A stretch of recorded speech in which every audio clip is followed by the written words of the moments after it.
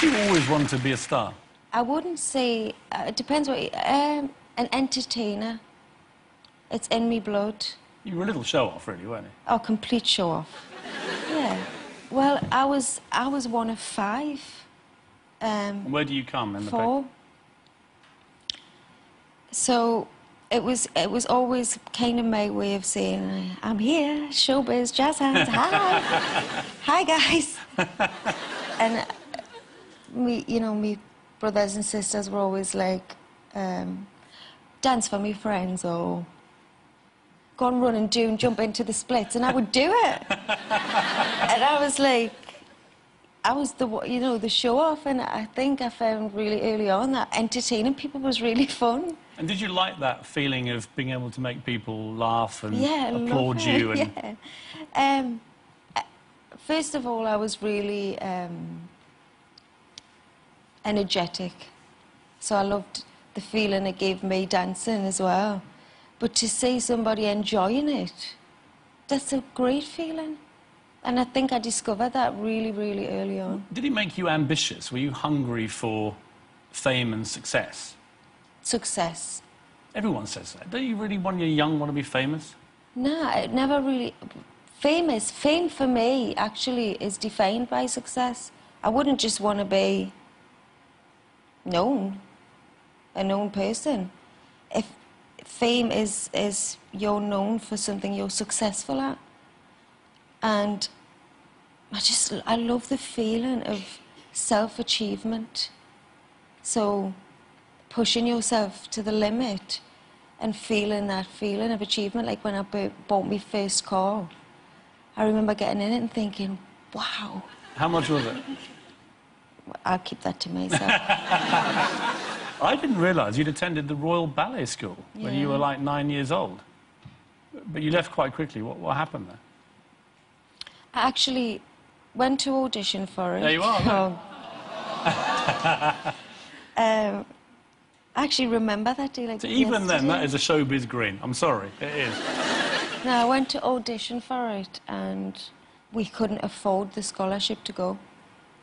Actually, really ironically, the Daily Star paid for me to go. Really? Yeah. So without the tabloid press, you'd be nowhere, would you? This is actually very true. No, it is true. At the Royal Ballet School, were they a bit snooty to you? This was the first time I ever felt class. Because I never knew anything different.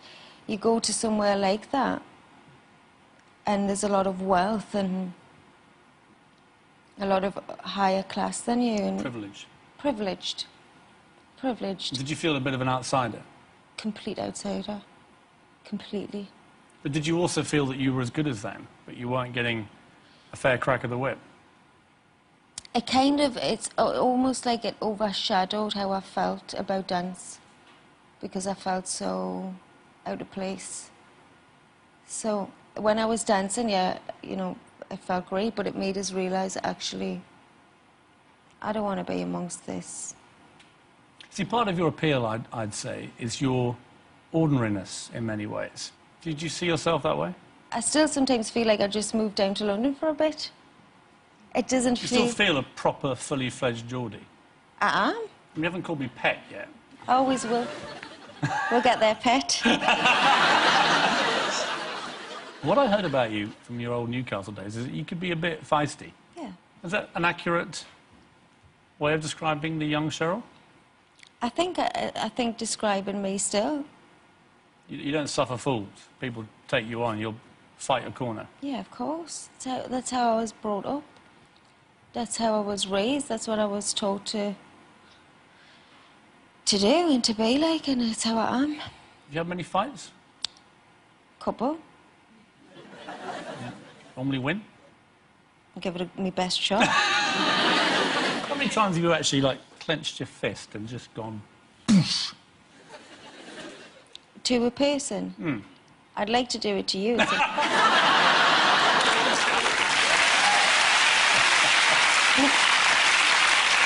You've established that you're feisty, but how have you used that feistiness to get where you are today?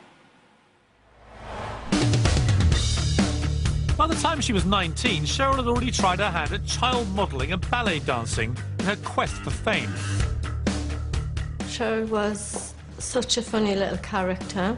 She was singing, dancing, 2-year-old. It was just the next step from where she was going all her life.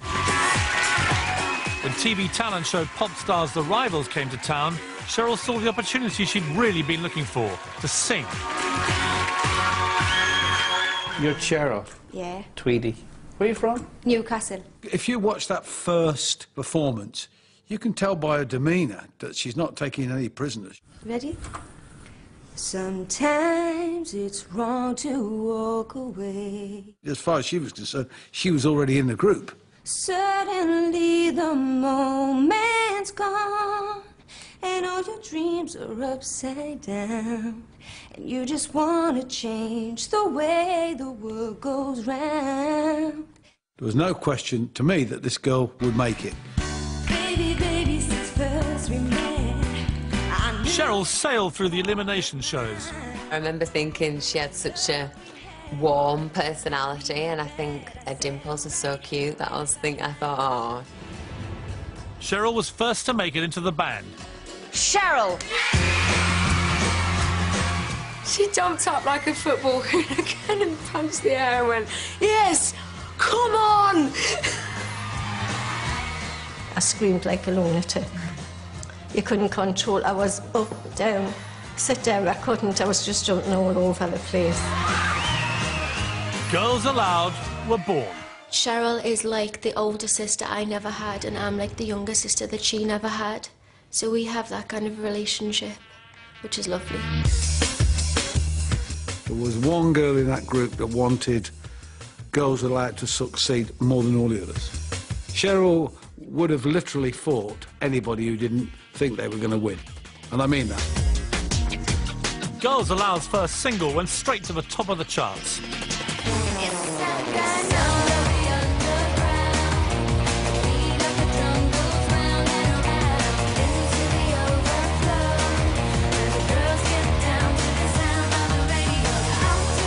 They quickly became the biggest girl band in Britain, and Cheryl in particular proved a big hit with the press.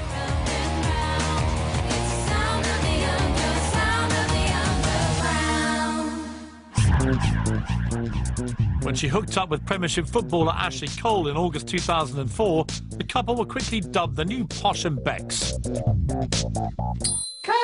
2 years after their first date, the happy couple married in a lavish ceremony. She wore a £100,000 dress. The Chihuahua Buster wore a matching Diamante suit. It was a relationship that was to define her.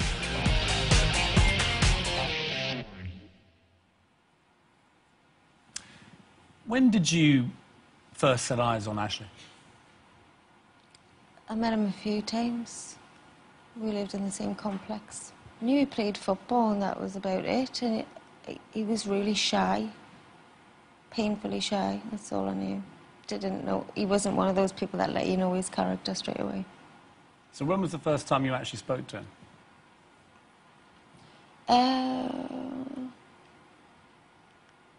It mustn't have been that memorable. Well, it was for him, because apparently his first words to you were, "Hey, hot lips, nice bum." He's got a point. And that was, I think, because you lived in the same area, you lived in the same block, didn't you? Sort of. Yeah, we lived in the same area, the same block. You can't remember the first time you talked to him? Not the first time I talked to him. I remember that incident. What was your reaction to, "Hey, hot lips, nice bum"? Piss off. I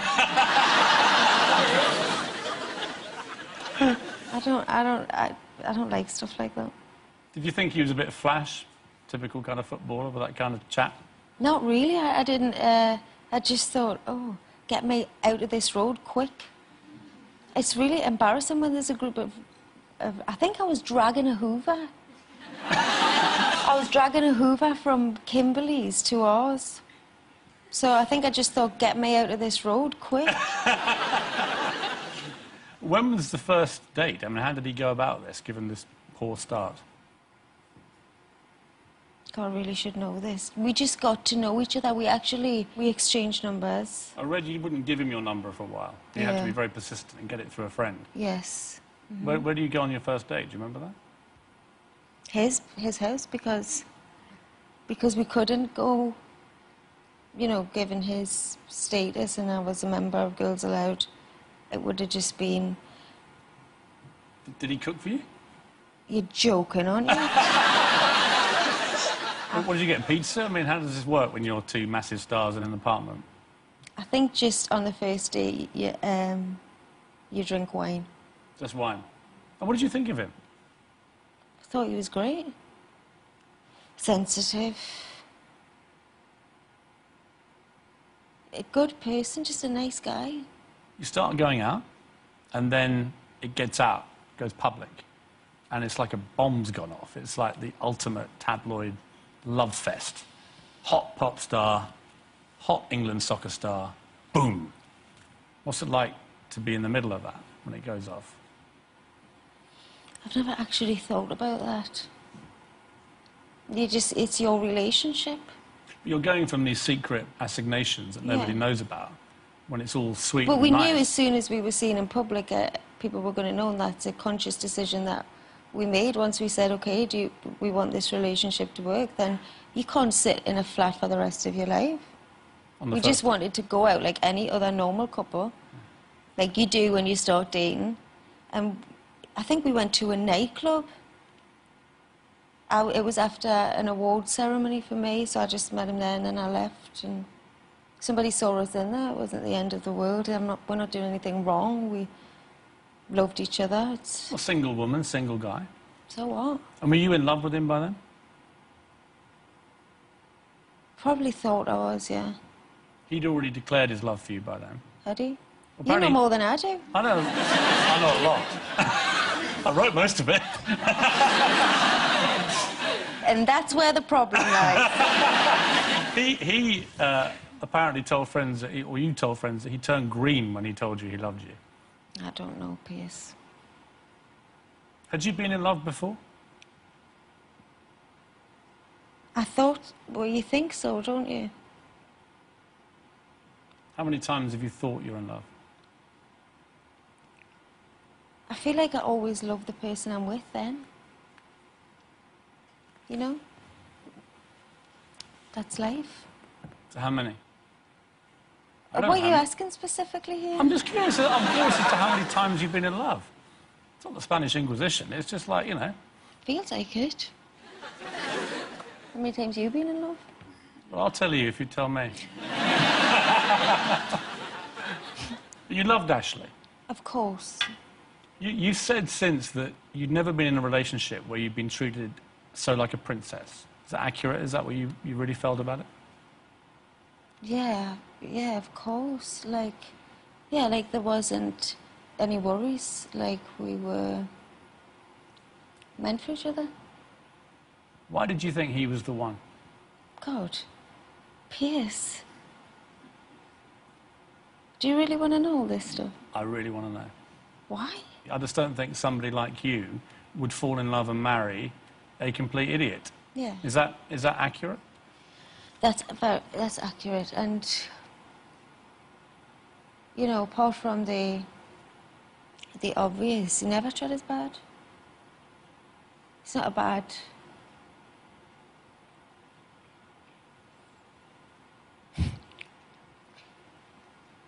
Yeah. Why the GS? What is this about? Well, it's personal for you, isn't it? I Yes. know that. You don't normally talk about this kind of thing.